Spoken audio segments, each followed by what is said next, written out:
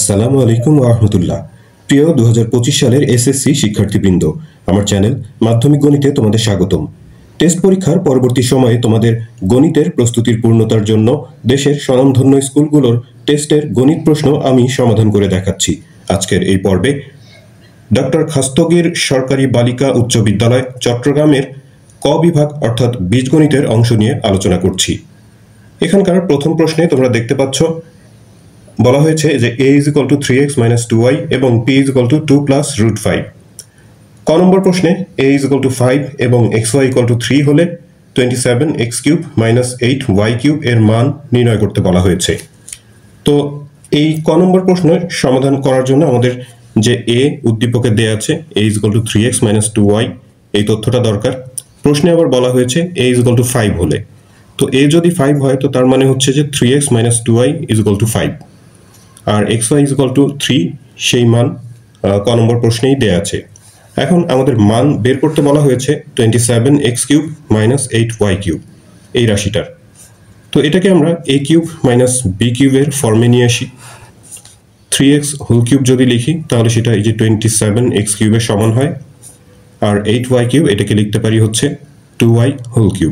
তাহলে এটা a³ - b³ a³ - b³ এর সূত্রে পড়ে। সূত্র অনুসারে a - b³ plus 3ab into a - b। সূত্রে ফেললাম, এরপর মান বসাই। এই যে এটার মান হচ্ছে 5, তার উপর কিউব আছে প্লাস এখানে 3 × 9 9 × 18 xy, আর এই যে এটার মান হচ্ছে 5। পরের লাইনে এখানে xy এর মান 3, সেই মানটাও বসানো হলো। 5 এর উপর কিউব করলে হয় 125, আর এই যে এই xy এর মান 3 বসানোর পরে 18 3 আর 5 গুণ করে পাবো হচ্ছে 270। সবশেষে 270 আর 125 যদি যোগ করে দেই তাহলে পাওয়া যায় 395। এটাই হচ্ছে ক নম্বর প্রশ্নের আনসার।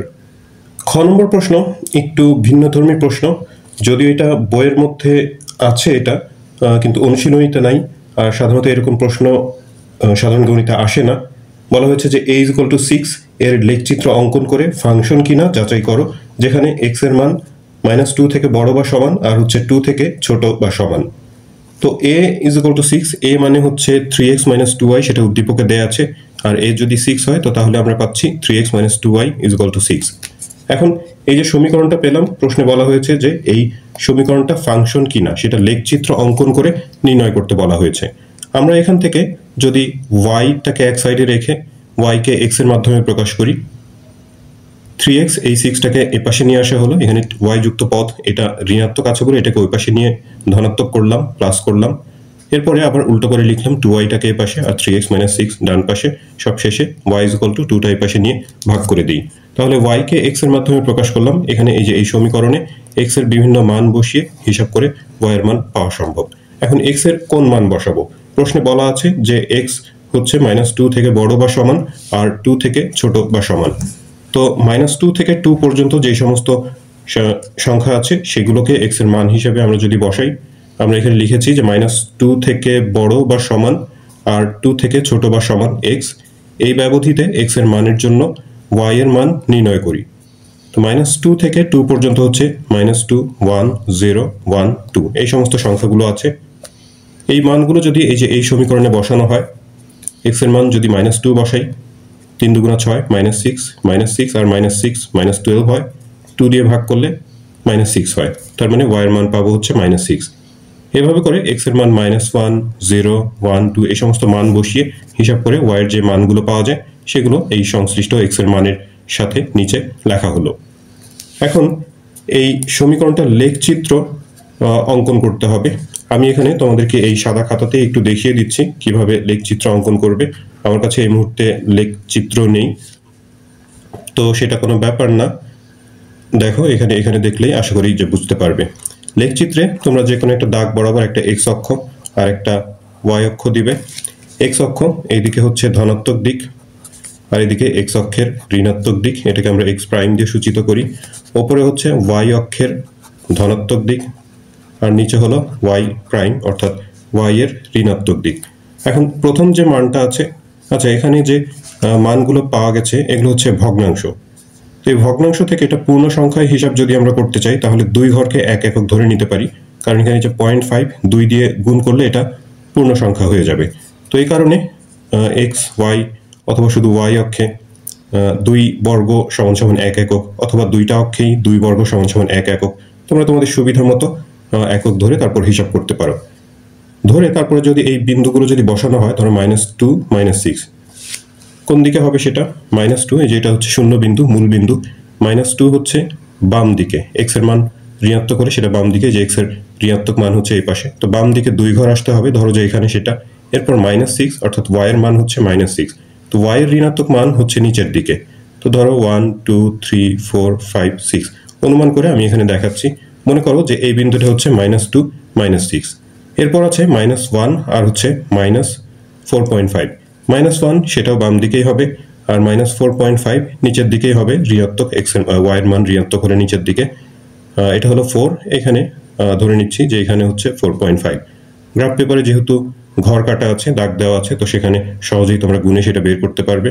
এরপর 0 -3, 0 মানে হচ্ছে এই বিন্দুটা, y এর মান মাইনাস হলে সেটা নিচের দিকে আসতে হবে, এই এমন একটা পজিশনে হচ্ছে 0 -3 বিন্দু অবস্থিত। এইভাবে করে 1, তারপর হচ্ছে যে -1.5, সেটা হবে কোথায়? 1 হচ্ছে যে x এর ধনাত্মক দিকে 1 ঘর, আর -1.5 অর্থাৎ 1.5 এরকম একটা জায়গাতে হবে। এরপরে হচ্ছে কি 2 আর 0, 2 এদিকে হচ্ছে 2 ঘর, আর 0 মানে হচ্ছে এই অক্ষের উপরেই। এবার এই বিন্দুগুলো যদি আমরা একটি স্কেল দিয়ে যোগ করে দেই, একটা সরল রেখা পাওয়া যাবে। তো এখানে আমি অনুমান করে নিয়েছি, যার কারণে রেখাটা হয়তো একটু বাঁকা হয়ে গেছে। তো যখন তোমরা গ্রাফ পেপারে আঁকবে, এই ধরনের একটা সরলরেখা পাওয়া যাবে। এখন এই গ্রাফের একটু বিবরণ আমাদের দিতে হবে। আমরা লিখেছি যে সমীকরণটির লেখচিত্র অঙ্কনের জন্য x ও y অক্ষে ক্ষুদ্রতম বর্গের 2 বাহুর দৈর্ঘ্যকে 1 একক ধরে ছক কাগজ থেকে প্রাপ্ত -2 -6, তারপর -1 -4.5 0 -3 1 -1.5 আর 2 0 এই বিন্দুগুলো স্থাপন করি। বিন্দুগুলো যোগ করে একটা সরল রেখা পাওয়া যায়। এখন দেখো এই যে এই সরল রেখাটা, এখানে যদি আমরা y অক্ষের যে কোনো একটা y অক্ষের সমান্তরাল একটা রেখা কল্পনা করি, তাহলে এই রেখাটা এই আমাদের লেখটাকে একটা মাত্র বিন্দুতেই ছেদ করবে। যে কোনো দিকে একটা y অক্ষের সমান্তরাল রেখা কল্পনা করি, সেটা এই রেখাটাকে একটা বিন্দুতেই ছেদ করবে। এইরকম ক্ষেত্রে ওই সমীকরণটা একটা ফাংশন হয়, অর্থাৎ y অক্ষের সমান্তরাল রেখা যদি লেখটাকে একটা মাত্র বিন্দুতে ছেদ করে, তাহলে সেটা একটা ফাংশন। তো আমরা সেই কথা লিখেছি যে লেখ থেকে দেখা যায় y অক্ষের সমান্তরাল যে কোনো রেখা লেখটাকে একটা মাত্র বিন্দুতে ছেদ করে। তো সুতরাং এই 3x - 2y = 6 এটা একটা ফাংশন।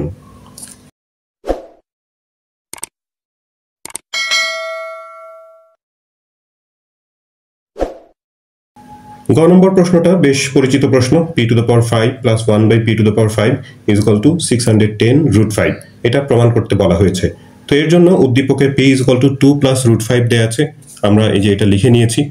এখন এই যে 2⁵ এর অঙ্ক করতে গেলে আমাদের হচ্ছে কি যে এই p² + 1/p² এই রাশিটা এবং p³ + 1/p³ এই রাশি, এই দুটার মান আলাদাভাবে বের করে নিতে হবে। তো তার জন্য এগুলোর মান সূত্র দিয়ে যদি আমরা বের করতে চাই, তাহলে p + 1/p এর মান প্রয়োজন হবে। তো সেই কারণে আমরা প্রথমে p এর মান যেটা দেয়া আছে সেখান থেকে 1/p এর মান বের করি। এটা জানো তোমরা যে p এর মান যা দেয়া থাকে 1/p হচ্ছে এই রাশিটার মাঝখানে চিহ্নটা উল্টিয়ে দিলেই সেই 1/p এর মান পাওয়া যায়। এমসিকিউতে সেরকম তথ্য তোমরা সরাসরি লিখতে পারো, তবে এই ক্ষেত্রে আমরা এটা সরাসরি ব্যবহার করতে পারবো না, এখানে অঙ্ক করে দেখাতে হবে। তো 1/p মানে এই যে এটার উপরে 1 নিতে হবে, এরপর এটার লব এবং হরকে এটার যে বিপরীত চিহ্নযুক্ত রাশি √5 - 2 সেটা দিয়ে লব আর হরকে গুণ করতে হবে। তাহলে গুণ করলে হবে কি, উপরে 1 এর সাথে এটা গুণ করলে এটাই হবে √5 - √2, আর নিচে a + b × a - b সূত্র দিয়ে যদি গুণ করা হয় a² - b²। a² √5 স্কয়ার করলে 5 হয়, আর -2 স্কয়ার করলে হয় 4। 5 থেকে 4 বিয়োগ করলে 1 হয়, তো নিচের 1 এর তো কোনো মূল্য নেই। তো আমরা এটাকে এই উপরে যা আছে √5 - √2 সেটাই লিখতে পারি। এটা হচ্ছে 1/p এর মান। তো p + 1/p এর মান তাহলে কি হবে? p এর মান তো প্রশ্নে দেয়াই আছে 2 + √5 প্লাস এই যে প্লাস, এরপর 1/p এর মান আমরা বের করলাম √5 - 2, এটা মাইনাস। তাহলে এই যে -2 আর +2 কেটে আমরা লিখতে পারি কি √5 প্লাস √5 যোগ করলে হয় 2√5। আচ্ছা, একটা বিষয় একটু বলা হয়নি, এখানে দেখো এই মানটা দেয়া ছিল এইভাবে 2 প্লাস √5, কিন্তু আমি যখন এই যে এখানে এভাবে লিখেছি, আবার √5টাকে আগে লিখেছি। 2 প্লাস √5 প্রশ্নে দেওয়া ছিল, কিন্তু আমি √5টাকে আগে লিখেছি। এর কারণ হচ্ছে যে এখানে যদি আমি 2টা আগে লিখি, তাহলে এখানে 2 মাইনাস √5 দিয়ে গুণ করবো, সেক্ষেত্রে 2 স্কোয়ার মাইনাস √5 স্কোয়ার অর্থাৎ 4 মাইনাস 5 ঋণাত্মক সংখ্যা চলে আসবে। তো সেই ঋণাত্মকের ঝামেলা অ্যাভয়েড করার জন্য এই বিষয়টা খেয়াল রাখতে হবে যে এরকম যখন দেয়া থাকবে তখন যেই পদটা বড়, এখানে √5 এর মান হচ্ছে 2 পয়েন্ট সামথিং আর এটা 2, তার মানে √5 এটা বড়, তো বড় পদটাকে আগে লিখে তারপর হিসাব করাটা ভালো। তা না হলে মাইনাসের ঝামেলাটা অ্যাভয়েড করতে, মানে মাইনাসের ঝামেলা পোহাতে হবে, সেখানে বেশ মানে বিরক্তিকর একটা সিচুয়েশন তৈরি হবে। তো আমরা p প্লাস 1/p এর মান বের করলাম হচ্ছে 2√5। এখন p স্কোয়ার প্লাস 1/p স্কোয়ারের মান a square plus b square, সূত্র অনুসারে a plus b whole square minus 2ab, এটার মান আমরা বের করেছি হচ্ছে 2√5, তারপর স্কোয়ার মাইনাস এখান থেকে হচ্ছে 2, এটা স্কোয়ার করলে 2 এর স্কোয়ার করলে 4, √5 স্কোয়ার করলে 5, 4 5 are 20 মাইনাস এই 2 মাইনাস করলে পাবো 18। এবারে p কিউব প্লাস 1/p কিউবের মান a কিউব প্লাস b কিউবের সূত্র অনুসারে a plus b whole cube minus 3ab into a plus b, তারপর মান বসাই। এটার মান 2√5 কিউব আছে, এখানে 3 ইন্টু এই যে এটার মান আবার 2√5। এখন এখানে যে 2 তার উপর কিউব, 2 এর উপর কিউব করলে হয় 8, আর √5 এর কিউব করলে 5√5 হয়। তো 8 আর 5 5 8 40 আর একটা √5 থাকে, মাইনাস এখানে 3 দুগুণা 6 √5, 40√5 থেকে 6√5 মাইনাস করলে পাবো 34√5। এরপর আমরা যদি p square plus 1/p square আর p cube plus 1/p cube এই দুইটা রাশি, যে দুটোর মান ইতিমধ্যে আমরা বের করেছি, সে দুটো যদি গুণ করি, ডান পাশে এদের মানের গুণফল 18 আর হচ্ছে 34√5, তাহলে এই যে p স্কোয়ার দিয়ে p কিউব গুণ করলে p টু দ্য পাওয়ার 5 হয়, তারপর হচ্ছে p স্কোয়ারের সাথে 1/p কিউব গুণ করলে p স্কোয়ার কেটে 1/p থাকবে, 1/p স্কোয়ারের সাথে p কিউব গুণ করলে এখানেও p স্কোয়ার কাটা যাবে, ওপরে একটা p থাকবে, আর 1/p স্কোয়ার 1/p কিউব গুণ করে পাবো 1/p টু দ্য পাওয়ার 5। ডান পাশে 18 আর 34 গুণ করলে 612, তার সাথে √5। আমাদের p to the power 5 plus 1/p to the power 5 এর মান বের করতে হবে। তো এই দুটোকে আমরা একটু একসাথে লিখলাম, আর এই p প্লাস 1/p এটাকে আলাদাভাবে লিখলাম। p প্লাস 1/p সেটার মান আমরা ইতিমধ্যে বের করেছি 2√5, সেই মানটা বসিয়ে এটাকে যদি ডান পাশে নিয়ে 612√5 থেকে মাইনাস করি, তাহলে পাবো হচ্ছে 610√5। এটা এই p to the power 5 plus 1/p to the power 5 এর মান। তো এটাই আমাদের দেখাতে বলা হয়েছে। 2 নম্বর প্রশ্নের উদ্দীপকে x এর মান 3, y এর মান 2 আর z এর মান 5 দেয়া আছে। ক নম্বর প্রশ্নে z plus yz plus xz plus dot dot dot এরকম একটা ধারার কথা বলা হয়েছে যে ধারার 11তম পদ নির্ণয় করতে হবে। তো যে মানগুলো দেয়া আছে সেগুলো আমরা প্রথমে লিখে নিয়েছি, এরপর প্রশ্নের ধারাটা লিখেছি। এখানে xyz এর যে মান দেয়া আছে সেই মানগুলো যদি বসানো হয়, তাহলে দেখা যাবে যে এই যে 5 plus 10 plus 15 plus dot dot dot এমন একটা ধারা তৈরি হয়। তো এই ধারা দেখে বোঝা যাচ্ছে এখানে 5 থেকে 10 5 বৃদ্ধি পেয়েছে, আবার 10 থেকে 15 এখানেও 5 বৃদ্ধি পেয়েছে, তার মানে 5 5 করে বৃদ্ধি পাচ্ছে। তো এটা হচ্ছে একটা সমান্তর ধারা, পাশাপাশি দুইটা পদের বিয়োগফল এখানে একরকম, অর্থাৎ সাধারণ অন্তর আছে। তো এই ধারাটার 11তম পদ বের করতে হবে।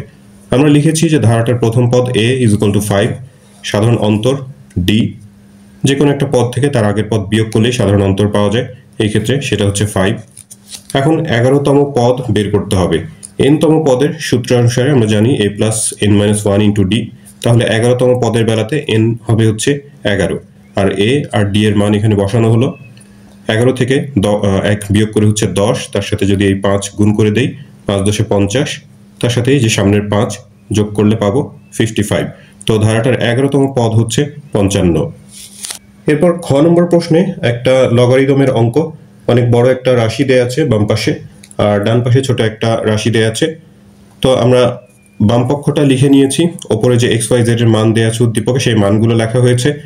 তো প্রথম লাইনে আমরা এই উদ্দীপকের মানগুলো xyz এর জায়গাতে সেই মানগুলো বসিয়ে দিয়েছি। মান বসানোর এখানে তো আসলে বোঝানোর কিছু নেই, শুধু মানগুলো বসানো হয়েছে। মান বসানোর পরে এর পরের লাইনে দেখো এখানে যে 3√3, এই 3 এর উপর হচ্ছে 1 পাওয়ার, আর √3 মানে হচ্ছে এই 3 এর উপর হাফ পাওয়ার। তো এই 3 আর এই 3 যদি গুণ করি, একই জিনিস গুণ করলে পাওয়ার যোগ হয়, অর্থাৎ 1 আর হাফ যোগ হয়ে যাবে। তাহলে আমরা লিখতে পারি 3 to the power 1 plus half, minus এখানে 1/2 কিউব, এটাকে যদি এই 2 কিউব এটাকে যদি আমরা উপরে লিখি তাহলে 2 টু দ্য পাওয়ার -3 লিখতে পারি, মাইনাস লগ এখানে এই 3 আর 2 গুণ করে 6, একই সাথে এই যে এই রুট ওভার ভেতরে 3 দুগুণা 6, তার উপর আবার রুট ওভার আছে, তাহলে এই 6 এর উপরে হচ্ছে 1 পাওয়ার আর এই 6 এর উপরে হাফ পাওয়ার, তাহলে 6 to the power 1 plus half লেখা যায়। তারপরে শেষের পদ এখানে এই যে 3 দুগুণা 6 বা এই 3 এর সাথে এই 3 কেটে দিলে এখানে শুধু 2 থাকে, অর্থাৎ log 10 টু দ্য পাওয়ার 2। এই লাইন হলো। এর পরের লাইনে এই 1 আর হাফ যোগ করলে হয় 3/2, লসাগু নিয়ে যোগ করতে পারো বা ক্যালকুলেটরে যোগ করতে পারো। এখানে এই পদটা এরকমই রেখে দিলাম, এখানেও আবার 1 আর হাফ যোগ করে হলো 6/2। তারপরে লাস্টের পদটা যা ছিল সেটা রয়ে গেল। এখন এই যে লগের যে আর্গুমেন্ট তার উপরে যেটা পাওয়ার থাকে সেটাকে আমরা সামনে এনে লিখতে পারি 3/2 log 10 টু দ্য পাওয়ার 3। একইভাবে এখানকার -3 সেটাকে যদি সামনে নিয়ে আসি, সামনের মাইনাসের সাথে গুণ হয়ে মাইনাস মাইনাসে +3 হয়ে যাবে। তারপর log 10 টু দ্য পাওয়ার 2, এখানকার 3/2 সামনে আসলো। তারপর আর কোনো পরিবর্তন নাই এই লাইনে। এখন হচ্ছে যে এই ফার্স্ট ব্র্যাকেটের অংশ যেটা আছে সেখানে এই পদের 3/2 আছে, এখানে 3 আর এখানে 3/2। তো 3/2 এখান থেকে যদি কমন নেই, এখান থেকে 3/2 কমন নিলে log 10 টু দ্য পাওয়ার 3 থাকে, এখানে আছে 3। এখন 3 থেকে 3/2 কমন নিলে কি হয়? কমন নেওয়া মানে হচ্ছে ভাগ করা। তো 3 কে যদি 3/2 দিয়ে ভাগ করি তাহলে কি পাবো? একটু আমি এই যে এখানে দেখাই, 3 কে হচ্ছে 3/2 দিয়ে ভাগ করলে আমরা জানি যে ভগ্নাংশের ভাগ করতে গেলে গুণ চিহ্ন দিয়ে উল্টিয়ে দিতে হয়। তো 2/3 উল্টে গিয়ে হলো, তারপর এই 3 যদি কেটে দেওয়া হয় তাহলে হয় 2। তো 2 হয় 3/2 দিয়ে ভাগ করলে, তো এই কারণে এই যে এখানে 2 হয়েছে। তারপর log 10 টু দ্য পাওয়ার 2, তারপর পরের পদগুলো সেগুলো এখানে এই যে 3/2 কমন নেওয়া হয়েছে, যার কারণে এখানে 3/2 আর নাই। তারপরে পরের অংশ সেটা থাকলো। এখন এই ব্র্যাকেটের অংশ থেকে যদি আমরা log 10 কমন নেই, মাঝখানে যোগ থাকলে আমরা জানি লগারিদম দুইটা লগ যুক্ত সংখ্যা, মাঝখানে যোগ থাকলে লগ কমন দিলে সেখানে গুণ হয়ে যায়। এখানে যে লগের সামনে যে 2 সেটাকে আমরা এই 2 এর উপর স্কয়ার দিয়ে লিখতে পারি, পাওয়ার দিয়ে লিখতে পারি। তো সেটা একবারে লেখা হয়েছে। মাইনাস থাকলে সেখানে হয় ভাগ, তারপর এই 6 আর শেষের পদটা থাকলো। এখন এটুকু যদি হিসাব করা হয়, এখানে 3 আর 4, 3 4 12, 12কে 6 দিয়ে ভাগ করলে হয় 2, তার মানে log 10 টু দ্য পাওয়ার 2। আর শেষের পদটাও ওই একই জিনিস, তাহলে এটাকে এটা দিয়ে ভাগ করলে এটা তো 1 হয়ে যাবে, তো সামনে যে 3/2 আছে সেটাই থাকবে। তাহলে বাম পক্ষের মান আমরা পেলাম হচ্ছে 3/2। ডান পক্ষে আছে যে log z to the power √z to the power x। তো এখানে x z এগুলোর মান বসানো হলো। মান বসানোর সাথে সাথে এখানে এই যে এই z এর উপর যে √, আছে সেটাকে হাফ পাওয়ার দিয়ে লেখা হয়েছে। x মানে হচ্ছে 3, 5 কিউব, তার উপর হলো হাফ পাওয়ার। 3 আর হাফ গুণ করলে হয় 3/2, কারণ পাওয়ারের উপর পাওয়ার থাকলে সেটা গুণ করতে হয়। এখন এই যে লগের বেজ, তার আর্গুমেন্ট, তার উপর যে পাওয়ার আছে সেটাকে আমরা সামনে নিয়ে আসতে পারি। আর log 5 টু দ্য পাওয়ার 5, লগের ভিত্তি আর পাওয়ার যদি সেম হয় তো সেটার মান হয় 1। তো 1 আর লেখা হয়নি এখানে, 3/2 এটা আমাদের বাম পক্ষ যে মান বের করেছিলাম তার সমান হয়ে যাচ্ছে। তো তাহলে বাম পক্ষ আর ডান পক্ষ সমান, যেটা দেখাতে বলা হয়েছিল সেটা আমরা দেখালাম। গ নম্বর প্রশ্নে আছে যে গুণোত্তর ধারার তৃতীয় পদ 1/√x এবং 10তম পদ হচ্ছে 1/x টু দ্য পাওয়ার 4 হলে ধারার প্রথম 10তম পদের সমষ্টি, এটা আসলে 10তম না, প্রথম 10 পদের সমষ্টি হবে। কারণ 10তম পদ বলতে তো একটা পদ, তো একটা পদের তো আর সমষ্টি হয় না, প্রথম 10 পদের সমষ্টি নির্ণয় করতে হবে আসলে। তা আমরা যেহেতু ধারা দেয়া নাই, এখানে গুণোত্তর ধারাটার প্রথম পদ ধরে নিলাম a, আর সাধারণ অন্তর না, এটা অনুপাত হবে, ভুল লিখেছি, অনুপাত, সাধারণ অনুপাত হচ্ছে r। ধারাটার তৃতীয় পদ প্রশ্নে দেওয়া আছে 1/√x, x এর মান উদ্দীপকে দেওয়া আছে 3, তার মানে 1/√3। আর এদিকে তৃতীয় পদ সূত্রানুসারে ar টু দ্য পাওয়ার 3 - 1, তাহলে ar square is equal two 1/√3। একটা সমীকরণ তৈরি হলো, এটাকে একটা নাম্বার দিলাম, 1 নম্বর সমীকরণ। তারপর আবার ধারাটার দশম পদ দেওয়া আছে 1/x টু দ্য পাওয়ার 4, অর্থাৎ 3 টু দ্য পাওয়ার 4। আর দশম পদ সূত্রানুসারে ar টু দ্য পাওয়ার 10 - 1, অর্থাৎ 9। তো এটা আরো একটা সমীকরণ হলো, এটাকে 2 নম্বর দেয়া হলো। এরপর আমরা এই 2 নম্বর সমীকরণকে 1 নম্বর সমীকরণ দিয়ে ভাগ করে এখান থেকে r এর মান বের করব। তো 2 নম্বর সমীকরণকে 1 নম্বর সমীকরণ দিয়ে ভাগ করে পাই। এখানে যে 2 নম্বর সমীকরণের বাম পাশের অংশ, এটা হচ্ছে 1 নম্বর সমীকরণের বাম পাশের অংশ, ভাগ অবস্থায় লিখেছি। আর ডান পাশে এগুলো যেহেতু ভগ্নাংশ, এগুলোকে পাশাপাশি লেখা হয়েছে ভাগ চিহ্ন দিয়ে। ভাগ চিহ্ন এটা গুণ চিহ্ন দিয়ে পরের লাইনে এখানে উল্টিয়ে দেওয়া হয়েছে, 1/√3 উল্টে গিয়ে শুধুই √3, বা নিচে 1 তো না লিখলেও চলে। আর এখানে a কাটা যায়, r⁹ কে r² দিয়ে যদি ভাগ করি, একই চলক একই পদ মানে একই সংখ্যা ভাগ করলে হচ্ছে তাদের পাওয়ার বিয়োগ হয়, 9 থেকে 2 বাদ দিয়ে হচ্ছে 7, r⁷ ইজ ইকুয়াল টু এই পাশে হচ্ছে 3⁴, 1/3⁴ ইন্টু √3। এখন 3⁴ এখান থেকে যদি আমরা 3³ আলাদা করি, আরো দুইটা মানে আরো একটা 3 থাকবে, একটা 3 মানে হচ্ছে দুইটা √3। তো একটা √3 সাথে যদি ওপর নিচ কেটে দিই তাহলে আর একটা √3 থাকবে, অর্থাৎ 1/3³ √3 এইভাবে করে লিখতে পারি। 3³ প্রত্যেকটা 3 এর মধ্যে দুইটা করে √3 আছে, তার মানে এখানে 6টা √3, তার সাথে তো আরেকটা √3 আছে, তাহলে সব মিলে এখানে 7টা √3। আমরা লিখতে পারি 1/√3 দুই পাশ থেকে 7 পাওয়ার বাদ দিয়ে r এর মান পাবো 1/√3। r এর এই মানটা 1 থেকে ছোট, আমরা এটা পাশে লিখে দিয়েছি কারণ এখানে সমষ্টি বের করতে হবে। আমরা জানি যে গুণোত্তর ধারার সমষ্টি 2 রকমের সূত্র আছে, r এর মান 1 থেকে বড় হলে একরকম, ছোট হলে আরেক রকম। এখন এই r এর যে মান বের করলাম সেটা 1 বা 2 যে কোনো একটা সমীকরণে বসিয়ে আমরা a এর মান বের করব। 1 নম্বর সমীকরণটা তুলনামূলক ছোট, তো 1 নম্বরে বসানো হলো। এখানে r² ছিল, তো 1/√3², আর ডান পাশে ছিল 1/√3। একটা করে 1/√3 ভাগ করে দিতে পারি আমরা উভয় পক্ষকে, বা এভাবে করতে পারি, a ইজ ইকুয়াল টু এখানে 1/√3² করলে 1/3 হয়, সেটা ওই পাশে গেলে গুণ হয়ে 3 হবে। এখন √3 সাথে যদি 3 কাটি, এই 3 এর মধ্যে দুইটা √3, একটা করে কাটা যাবে আর একটা √3 থাকবে, তার মানে a এর মান পেলাম হচ্ছে √3। এখন ধারাটার 10 পদের সমষ্টি নির্ণয় করতে বলা হয়েছে। সমষ্টি সূত্র, যখন r এর মান 1 থেকে ছোট তখন সমষ্টি সূত্রটা এরকম, a × 1 - r⁴n divided by 1 - r।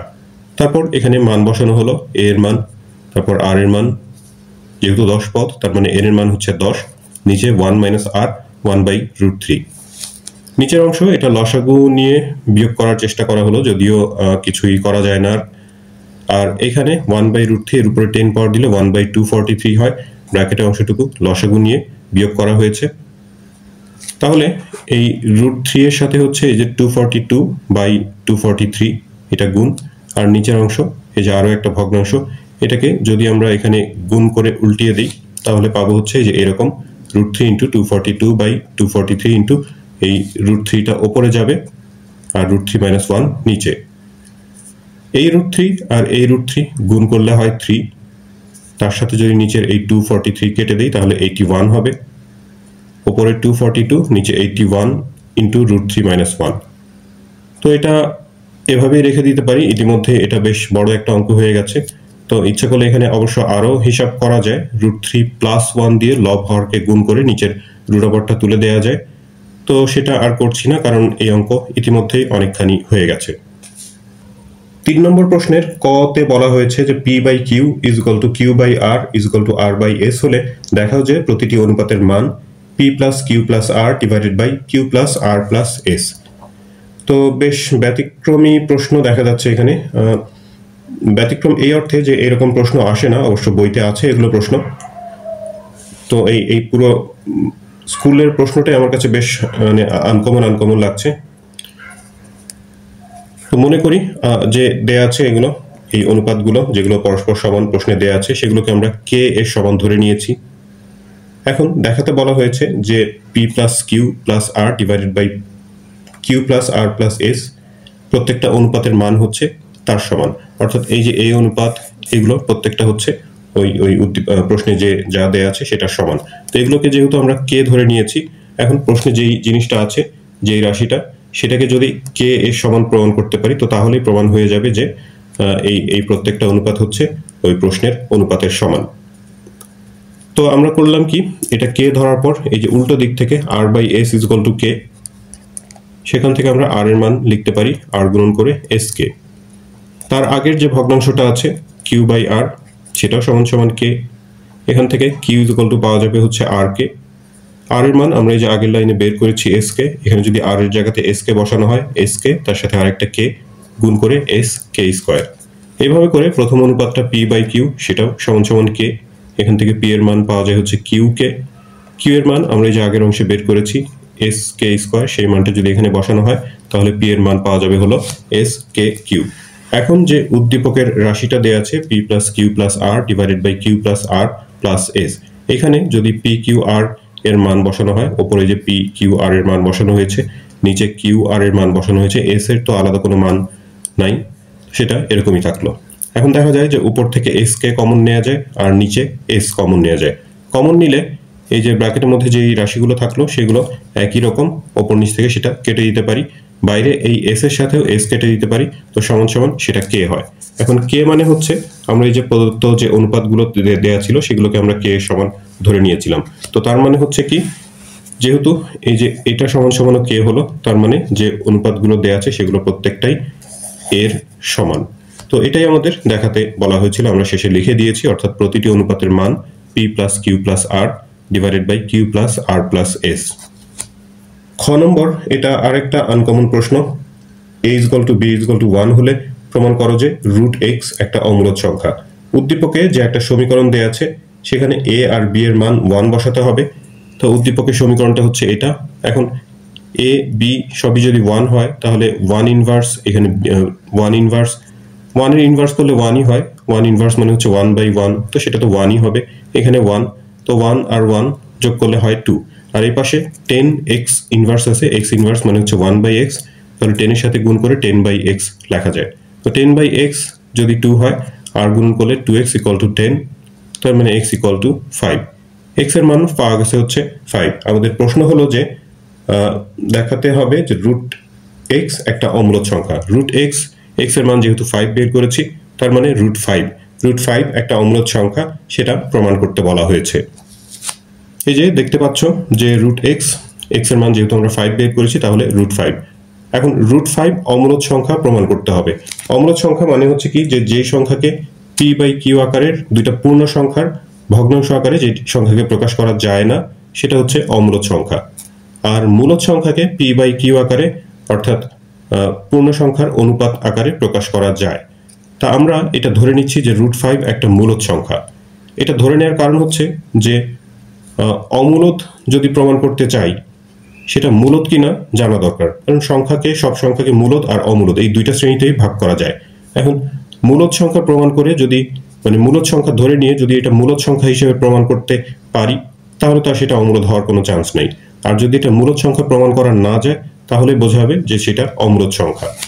তো এটা যদি আমরা মূলদ সংখ্যা ধরে নিই, এটাকে আমরা পি বাই কিউ আকারে একটা ভগ্নাংশ আকারে লিখতে পারি, যেখানে পি আর কিউ হচ্ছে সহমৌলিক, অর্থাৎ পি আর কিউ এর মধ্যে 1 ছাড়া আর কোনো সাধারণ উৎপাদক নাই, আর কিউ এর মান 1 থেকে বড়। এখন এই যে এই সমীকরণটা, এটার উভয় পক্ষকে যদি আমরা বর্গ করি, রুট 5 বর্গ করলে হবে 5, আর ডান পাশে P square by Q square. উভয় পক্ষকে কিউ দিয়ে যদি গুণ করি এখানে 5 কিউ হবে, আর এখানে একটা কিউ গুণ করলে একটা কিউ কেটে পি স্কোয়ার বাই কিউ হবে। এখন খেয়াল করো 5 কিউ এর মান যাই হোক না কেন 5 এর সাথে গুণ করে সেটা একটা পূর্ণ সংখ্যাই হবে। তার মানে 5 কিউ এটা স্পষ্টত একটা পূর্ণ সংখ্যা, কিন্তু ডান দিকে পি স্কোয়ার বাই কিউ এটা কোনো পূর্ণ সংখ্যা হওয়া সম্ভব না, কারণ পি আর কিউ সহমৌলিক আমরা ধরে নিয়েছি। সহমৌলিক সংখ্যার বর্গ করলে অথবা যে কোনো একটা সংখ্যার বর্গ, মানে দুইটা সহমৌলিক সংখ্যার যে কোনো একটাকে বর্গ করলেও তাদের মধ্যে কোনো সাধারণ উৎপাদক থাকে না। তো সাধারণ উৎপাদক না থাকলে তো এটা কাটা যাওয়ার কোনো সম্ভাবনা নাই, মানে কেটে যে এটা পূর্ণ সংখ্যা হবে তার কোনো চান্স নাই। তো এই পাশে হচ্ছে একটা পূর্ণ সংখ্যা, কিন্তু ডান পাশে হলো একটা ভগ্নাংশ, তো সেটা কি করে সমান হওয়া সম্ভব? তো এখানে আমরা লিখেছি যে পি কিউ স্পষ্টত পূর্ণ সংখ্যা, কিন্তু পি স্কোয়ার বাই কিউ এটা পূর্ণ সংখ্যা নয়, কারণ পি আর কিউ সহমৌলিক এবং কিউ হচ্ছে 1 থেকে বড়। তো তার মানে হচ্ছে কি যে 5 কিউ এর মান এই পি স্কোয়ার বাই কিউ এর সমান হতে পারে না। তো তা যদি না পারে, আমরা যেখান থেকে শুরু করেছিলাম রুট 5 কে পি বাই কিউ আকারে ভগ্নাংশ ধরে নিয়েছিলাম, সেটাও সমান হতে পারে না। তার মানে এটা মূলদ সংখ্যা না, কারণ মূলদ সংখ্যা হলে তো পি বাই কিউ আকারে প্রকাশ করা যেত। যেহেতু রুট 5 এর মান পি বাই কিউ আকারে কোনো ভগ্নাংশ হচ্ছে না, ফলে রুট 5 মূলদ সংখ্যা হতে পারে না। আর মূলদ যদি না হয় তাহলে সেটা অবশ্যই অমূলদ সংখ্যা। তো হয়ে গেল প্রমাণ। এই অংশের শেষ প্রশ্নটা মোটামুটি কমন একটা প্রশ্ন। প্রমাণ করতে হবে যে x plus 5a divided by x minus 5a plus x plus 5b by x minus 5b is equal to 2। তো এখানে উদ্দীপকে যে তথ্যটা দেয়া ছিল সেটা লিখেছি। x ইনভার্স মানে হচ্ছে নিচে x 1 বাই x 10 এর সাথে গুণ করে দিলে 10 বাই x, a ইনভার্স মানে 1 বাই a, আর একইভাবে এটা 1 বাই b। এখন ডান পাশের এই অংশটুকু যদি আমরা লসাগু নেই, a b লসাগু, a দিয়ে ভাগ করলে একটা b থাকবে, তার সাথে 1 গুণ করে b প্লাস এখানে পাবো হচ্ছে a। এখন উভয় পক্ষকে যদি আমরা উল্টো করি, উল্টিয়ে দিই, ভগ্নাংশ দুটো যদি উল্টিয়ে দিই, এখানে x বাই 10 আর এখানকার a b উপরে যাবে, b প্লাস a বা a প্লাস b নিচে। এখানে আমরা 5a আনতে চাই, কারণ এই যে যেটা আমাদের প্রমাণ করতে বলা হয়েছে বাম পক্ষে যা আছে সেই মানটা আমরা দুই ধাপে যে দুইটা ভগ্নাংশ আছে সেই দুইটা ভগ্নাংশের মান বের করব। তো তার জন্য আমাদের এই নিচে যদি 5a আনতে পারি, 5a আনার পরে যোজন বিয়োজন করলেই ওই বাম পাশের একটা অংশের মান পাওয়া যাবে। তো 5a আনার জন্য এখানে তো 10 আছে, 10কে আমরা 5 ইন্টু 2 বিবেচনা করতে পারি। সেই 2টাকে ডান পাশে নিয়ে যাই, ডান পাশে নিয়ে গেলে সেটা গুণ হয়ে যাবে অর্থাৎ ওপরে, আর এই এখানকার যে a যেটা উপরে আছে ডান পাশে সেটা এই পাশে আনলে নিচে ভাগ হয়ে যাবে অর্থাৎ 5a হবে, আর 2 এখানে এসে 2b। তো এই x বাই 5a সেটার মান তাহলে হলো 2b by a plus b। এখান থেকে যদি আমরা যোজন বিয়োজন করি, লব যোগ হর, নিচে লব বিয়োগ হর, ডান পাশেও একই কথা, লব যোগ হর, লব বিয়োগ, বিয়োগের পরে হরের একাধিক পদ থাকলে সেগুলোর যে চিহ্ন পরিবর্তন হবে সে বিষয়টা খেয়াল রাখতে হবে। এখানে 2b আর b যোগ করে হয় 3b, তারপরে প্লাস a, নিচে b 2b থেকে b মাইনাস করলে হয় একটা b মাইনাস a। তো এই যে এটা একটা অংশের মান পেলাম, সেটাকে একটা সমীকরণ নাম্বার দিলাম। আবার এই যে এই x by 10 is equal to a by ab by a plus b, এখান থেকে আবার যে আরো একটা অংশ আছে সেটার মান বের করব। তার জন্য এখানে আমাদের নিচে 5b আনা দরকার এবার। তো ওই সেই আবার একই মতো একই কাজ, এখান থেকে 5 এ পাশে রেখে ইন্টু 2 থাকে যে সেই 2টাকে ওই পাশে নিয়ে গেলে সেটা উপরে গুণ হবে, আর এখানকার bটাকে আমরা এই পাশে নিয়েছি, তার মানে 5b হলো নিচে আর এখানে হলো 2a। তারপর সেই একই কাজ, যোজন বিয়োজন, লব যোগ হর, নিচে লব বিয়োগ হর, ডান পাশেও একই কাজ, একটু যোগ বিয়োগ করে আমরা এখানে পাচ্ছি 3a প্লাস b আর নিচে হলো a মাইনাস b। এটাকে আমরা 2 নম্বর সমীকরণ দিলাম। এখন এই 1 নম্বর সমীকরণ আর হচ্ছে 2 নম্বর সমীকরণ যদি যোগ করি, বাম দিকে এই যে এই ভগ্নাংশ দুটার যোগফল, আর ডান পাশে হচ্ছে এই যে এইটা আর এটা যোগ। তো আমাদের এই যে এটা হলো প্রশ্ন তৈরি হলো, মানে প্রশ্নের যে সমীকরণটা প্রমাণ করতে বলা হয়েছে সেটার বাম পক্ষ এটা, এটার মান 2 সেটা দেখাতে হবে। এখন ডান পাশে অংশ যদি হিসাব করে আমরা 2 আনতে পারি তাহলে সেটা দেখানো হয়েছে। এবার এই যে দুইটা ভগ্নাংশ যে যোগ অবস্থায় আছে, লসাগু নিয়ে আমরা যোগ করব। তো এই হর একটাতে আছে b মাইনাস a আর একটাতে a মাইনাস b, প্রায় একই রকম কিন্তু চিহ্নের পার্থক্য আছে। তো যদি আমরা এটা একরকম করে নিতে পারি তাহলে আমাদের লসাগু নিতে সুবিধা হয়। তো সেই কারণে একটা মাইনাস এখান থেকে যদি কমন নেই, এটা b মাইনাস a হয়ে যাবে, এটার মতো হবে। কমন নিয়ে মাইনাসটা মাঝখানে প্লাসের সাথে গুণ করে একবারে প্লাস মাইনাসে মাইনাস করে দেওয়া হলো, আর এখানে b মাইনাস a। এরপর লসাগু তাহলে b মাইনাস a। হর আর লসাগু যখন একই হয় তখন হচ্ছে যে উপরে লব যা যা আছে সেগুলোই হবে, শুধু এই যে এখানে মাঝখানে মাইনাসের কারণে পরের চিহ্ন পরিবর্তন হবে সেই বিষয়টা খেয়াল রাখতে হবে। 3b থেকে b মাইনাস করলে 2b, আর a থেকে 3a মাইনাস করলে মাইনাস 2a।